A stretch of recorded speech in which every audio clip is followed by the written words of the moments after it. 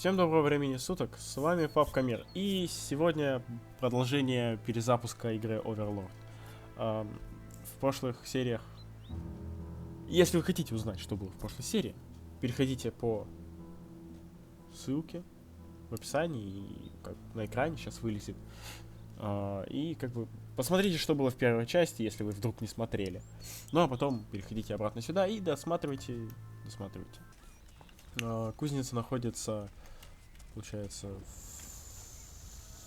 в западной части Кутежа, ну, если вдали от западных бурые, красные ворот, скажем так. Если говорить о том, что замок Кутежа находится севернее, а наш, получается, портал южнее. бурые, красные. Вот так вот. Уроки географии Ура! пригодились. О, новая вещица. Обожаю обновки.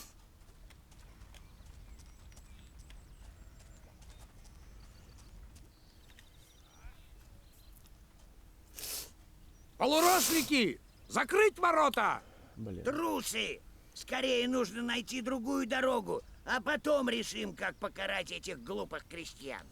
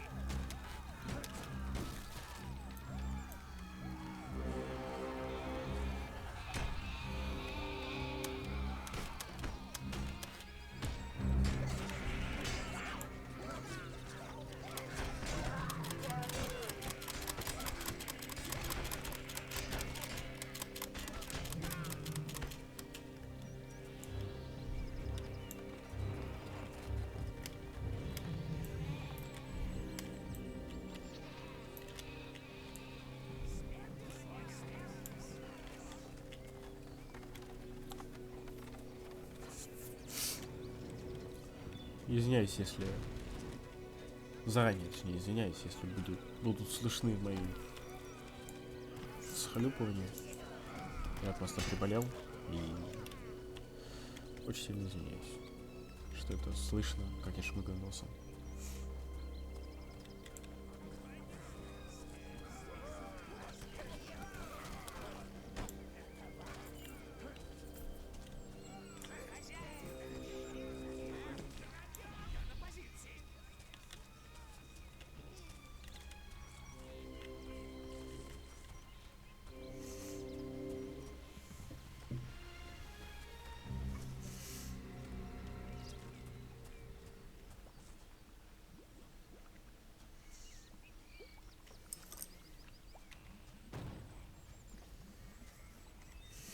Вы заполучили плавильню, повелитель. Куйте железо, пока горячо. Все! Все.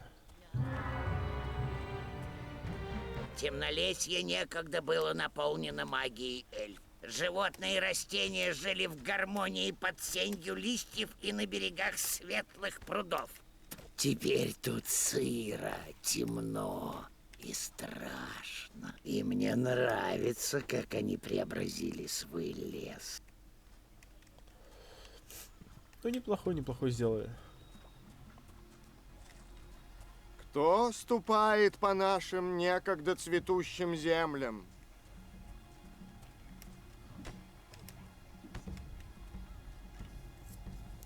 Что за чудище спящий породил своими снами? Поистине Аберон безумен. Эльфы, даже мертвые, могут телепатически общаться с волшебными созданиями. Это у них от лени. Пусть же докажет, что он не ночной кошмар воплоти. Если ты рожден на земле, а не в сознании чужом, отыщи Некогда однорогих они умели лошадей. исцелять болезни, но теперь лишь алкают крови живых существ. Всех живых существ.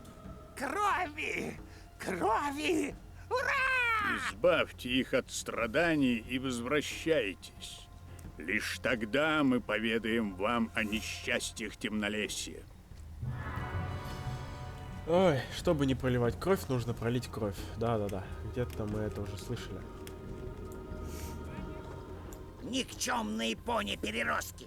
Эльфов я презираю, но кровавых единорогов просто ненавижу. Лошадка! Хочу кататься!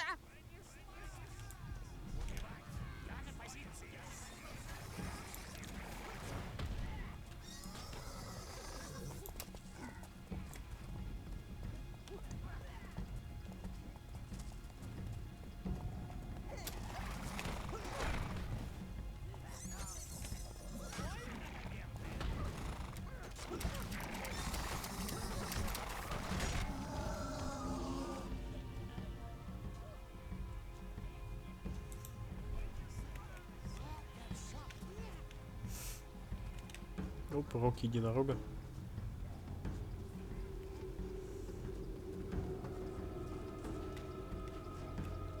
Если ваше темнейшество пойдет в воду, слуги не смогут пойти следом. То есть, они пойдут, но при этом утонут самым занятным образом. Нужно найти для них мост. Ёптуна.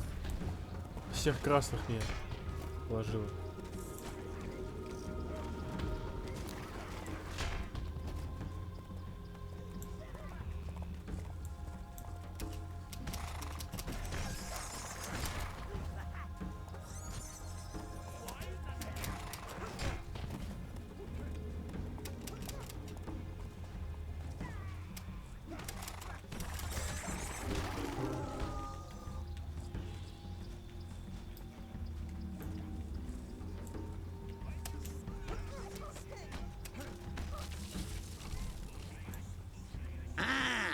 Адское заклятие.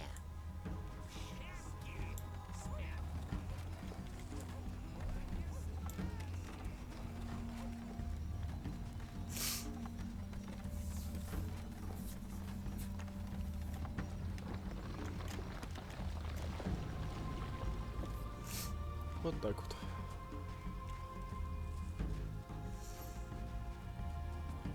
Бурые красные. Бурые. Ладно, пусть пока так будет.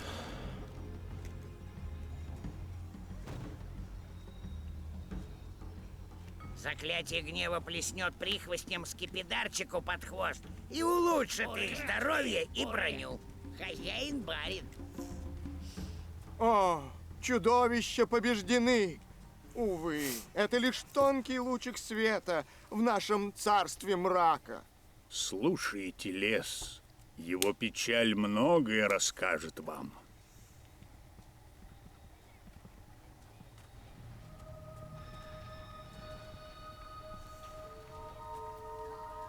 Сражаться со спящим все равно, что разить ветер, листья на деревьях и небесных птиц. Некогда Аберон Туманный шагал по землям, не свергая встреченное зло. Но вернувшись, наш герой утратил вкус к сражениям. Когда пришли гномы-захватчики, он уже не смог поднять оружие. Меч Аберона заржавел, ослабла тетива лука, и ничто не могло пробудить воителя ото сна. И выросло это дерево, укутав его своими ветвями. Так и появился спящий.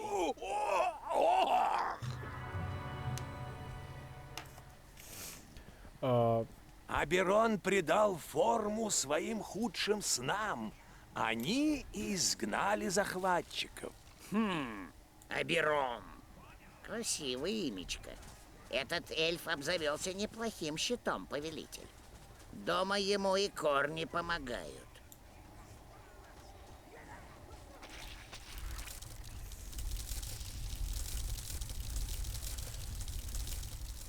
Что? Что происходит? Дерево! Дерево вздрагивает! Щит слабеет, повелитель. Нужно перерубить остальные корни. Вередивые пещеры. Зеленые прихвости, должно быть, поселились здесь. Нужно найти их, мой повелитель. Найти! Найти!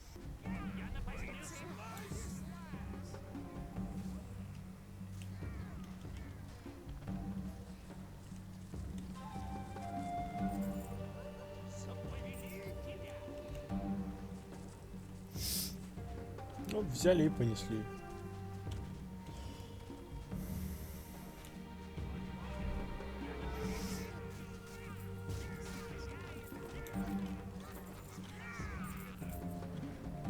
Пусть зеленые расчистят для вас дорогу сквозь эти ядовитые травы, повелитель.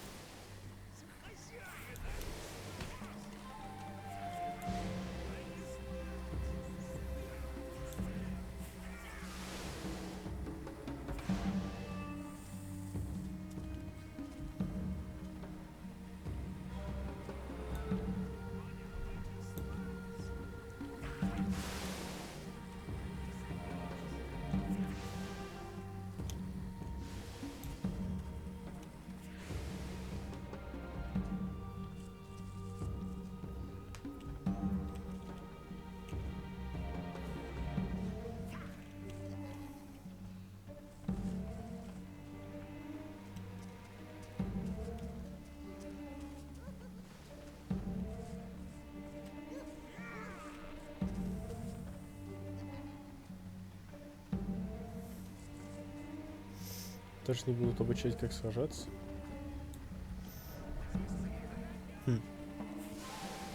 Что-то не помню. Во. О, дикий тролль! Пора испытать на нем навыки зеленых.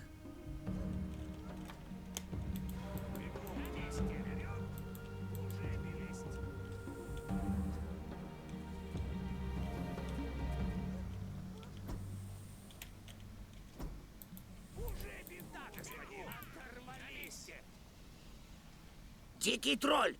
Скорее заводите зеленых прихвостней сзади. Они воткнут нож ему в спину. Воткнут нож! Воткнут!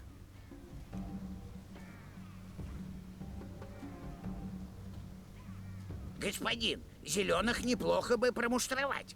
Если вы прикажете им охранять какую-то точку, они станут почти невидимыми для врага и обретут небывалый. Неплохо, если забыть о том, что от них воняет тухлой рыбой. Ну и ладно. Мы, парни, не привередливые. Нам как-то все равно. Как пахнут наши прихвостни.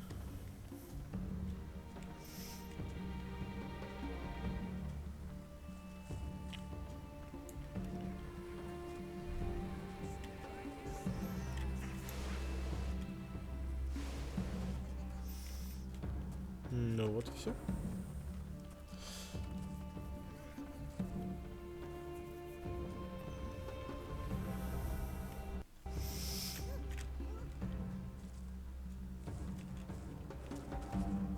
Конечно, я не понимаю, чем одни врата отличаются от других, но ладно, хорошо.